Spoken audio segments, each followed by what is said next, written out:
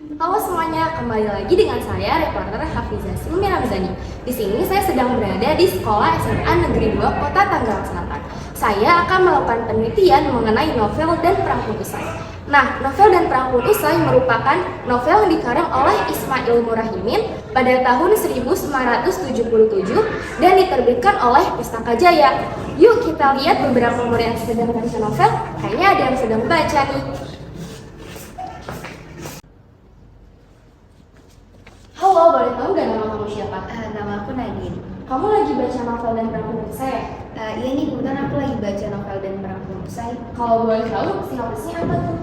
Sinopsis dari dan Perang Pun Usai ini bercerita tentang tawanan di Kamtara Takbulu, Riau yang secara diam-diam merencanakan untuk melarikan diri.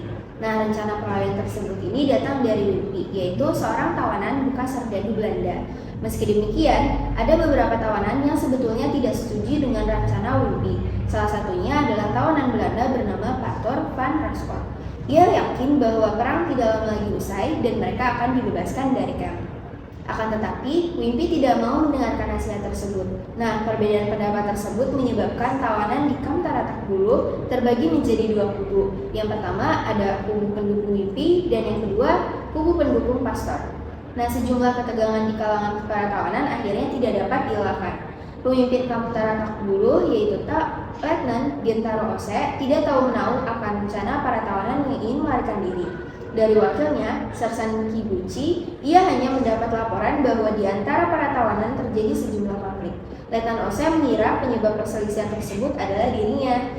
Namun, ia mendapat firasat bahwa nantinya pasti akan terjadi sesuatu di kampung tawanan Takbulu. Mungkin segitu aja sih Kak, sinopsis yang aku tahu. Wah, kerennya berarti kamu udah namatin novelnya ya? Iya nih. Oke, terima kasih ya. Sama-sama. Nah, setelah kita mewawancarai salah satu siswa mengenai sinopsis, selanjutnya saya akan mewawancari salah satu siswa untuk bertanya mengenai nilai-nilai apa yang terkandung dalam novel dan Perang Pun Usai. Jadi nilai-nilai kehidupan yaitu ada dibagi menjadi 4. Yang pertama ada nilai moral, nilai sosial, nilai agama, dan nilai budaya. Yang pertama nilai moral, Haji Zen merupakan seorang tokoh masyarakat. Beliau mempunyai semangat perjuangan yang tinggi dan rela berkorban dengan keyakinan diri bahwa adanya kemerdekaan di akhir perjuangan. Ia menunjukkan rasa nasionalisme, juga kita bisa mengetahui bahwa suatu keadilan itu sangat penting dalam masyarakat. Jika keadilan hadir, masyarakat pun sejahtera. Juga melainkan diri seorang Sersan Kiguchi yang tidak patut dicontoh dengan sifat keras dan tanpa belas kasihan terhadap para tawanan dan kepribadian yang tidak adil. Selanjutnya ada nilai sosial, yaitu mencerminkan kesatuan dan kebersamaan dalam sebuah kelompok yang memiliki tekad yang kuat untuk kesejahteraan bersama. Seperti pada saat Patua Hasan membantu para tawanan untuk melarikan diri. Yang ketiga ada agama, yaitu selama perjuangan masyarakat Indonesia mempunyai kepercayaan terhadap Tuhannya masing-masing dan memegang teguh kepercayaannya. Begitupun dengan para pihak Jepang, mereka juga tidak memaksa rakyat Indonesia untuk mengikuti agama kepercayaan mereka, karena agama atau kepercayaan harus datang dari diri sendiri dan tidak dipengaruhi oleh orang lain.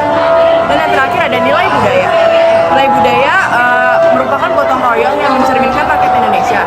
Kebersamaan dan saling membantu tanpa membeda-bedakan ras, suku maupun agama bisa dilihat dari cerita novel ini.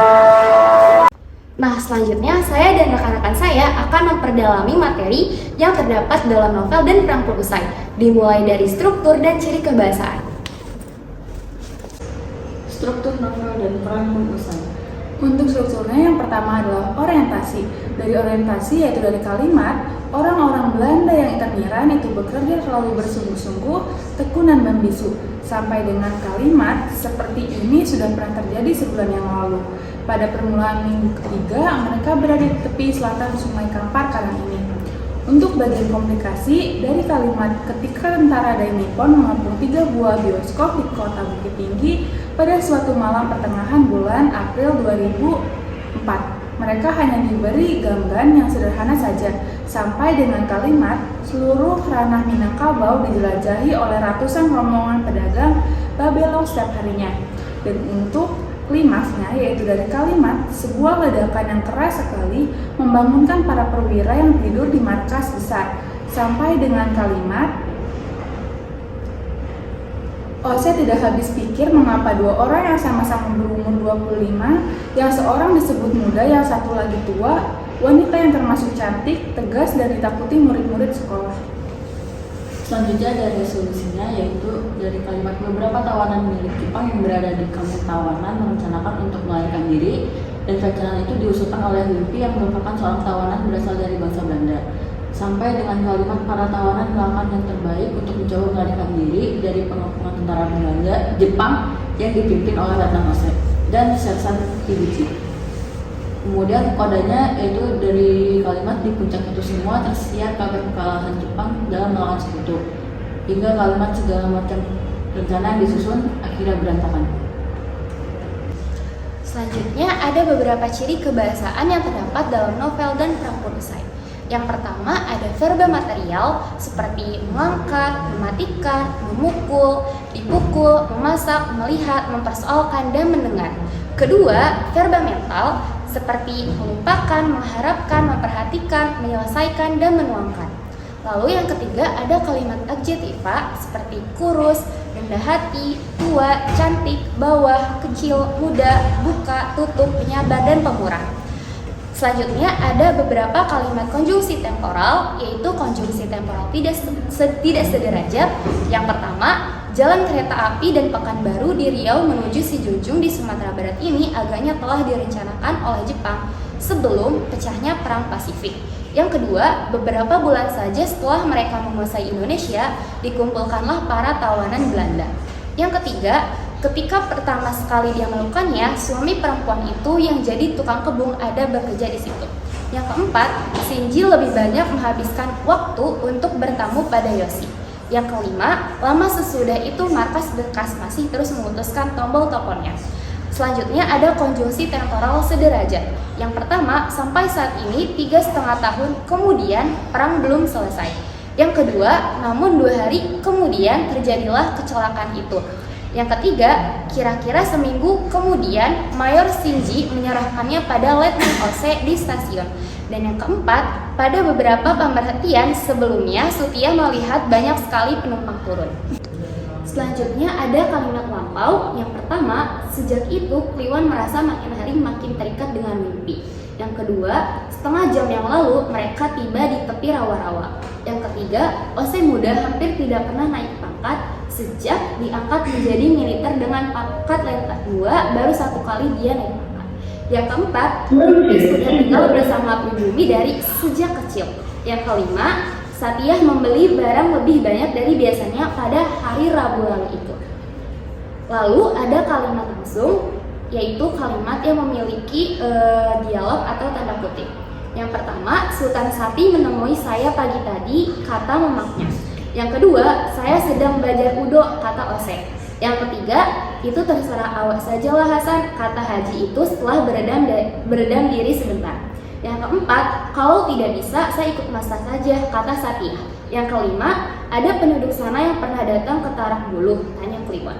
Lalu yang terakhir ada kalimat tidak langsung. Yang pertama, Hasan dan Kliwon mengatakan bahwa mereka akan menolong para interniran melarikan diri.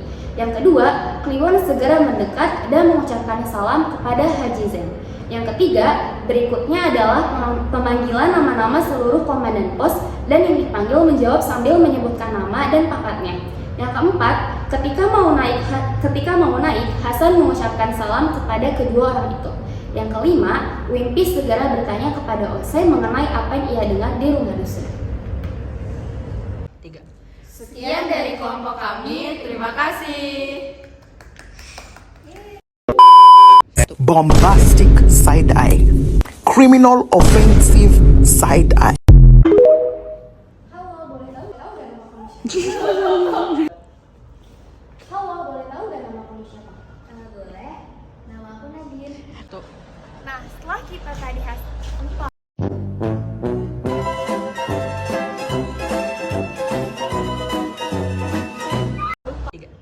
Sekian dari kelompok kami, terima kasih. Minal aidin wal faizin, maafkan lahir dan batin.